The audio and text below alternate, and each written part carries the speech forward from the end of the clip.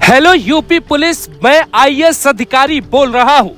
मुझे आईपीएस और उनकी पत्नी परेशान कर रही है। यूपी की सबसे दिलचस्प फाइल। आईएएस अधिकारी योगी का करीबी, जबकि आईपीएस यूपी के 3 मुख्यमंत्रियों से लड़ चुका है पंगा। 50 करोड़ की रची कहानी। जज साहब भी हो जाएंगे परेशान। एक कोठी से 50 करोड़ की चोरी और भिड़ गए यूपी के 2 सिंघम अधिकारी। इस लड़ाई की शुरुआत होती है अक्षय कुमार के स्पेशल 26 फिल्म के साथ। स्पेशल 26 में दिखाया गया कि फर्जी सीबीआई अधिकारी मंत्रियों, अधिकारियों और रईसों के घर छापा मारते, सारा बाल सीबीआई छापे के नाम पे जब्त करते और रफू चक्कर हो जाते। बदले में कोई मुकदमा भी नहीं करवाता। ठीक इसी तरह यूपी के आईएएस अधिकारी अवनीश अवस्थी और जबरन रिटायर्ड आईपीएस अधिकारी अमिताभ ठाकुर के बीच लड़ाई शुरू होती।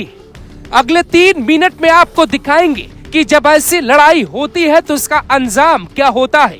सबसे पहले समझिए इस लड़ाई की शुरुआत कब हुई और बात एफआईआर तक कैसे पहुंच गई।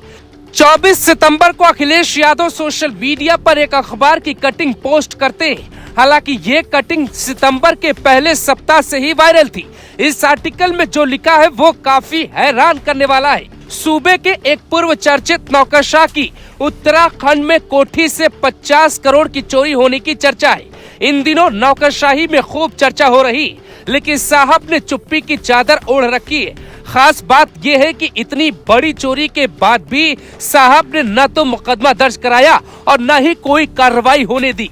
अंदर खाने ही चोरों का पता लगाने की कोशिश जरूर हो रही है। गोपनीयता के साथ मामले को सलटाने के जतन किए जा रहे, इसीलिए चोरी से अधिक चर्चा मामले पर चुप्पी की हो रही है। गोपनीयता का आलम यह है कि साहब के बगल गिरों को भी इसकी भनक नहीं लगने दी गई।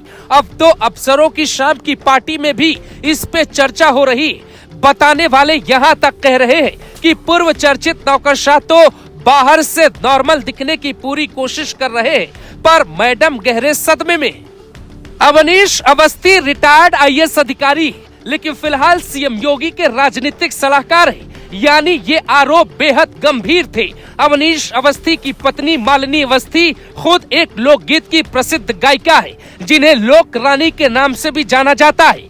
अखिलेश यादव ने जैसे ही आरोप लगाया, ठीक उसके एक दिन बाद यानी 25 सितंबर को जबरन रिटायर्ड आईपीएस अधिकारी अमिताभ ठाकुर ने अवनीश अवस्थी के खिलाफ मोर्चा खोल दिया। सीएम योगी के राजनीतिक सलाहकार अवनीश अवस्थी ने तुरंत लीगल नोटिस भिजवा दिया।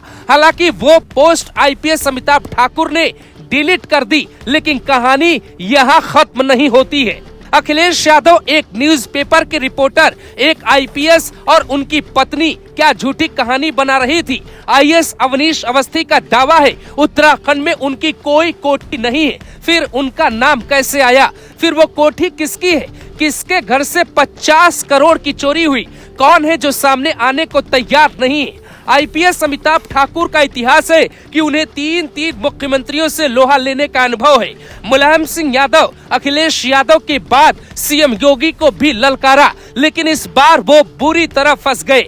आईएएस और आईपीएस की लड़ाई की चर्चा लखनऊ से लेकर देहरादून तक हो रही है। ऐसा भी कहा जाता है यूपी के सीएम योगी आदित्यनाथ को जिन 5 लोगों पे आंख बंद करके भरोसा है, उनमें पहला नाम अवनीश अवस्थी का है।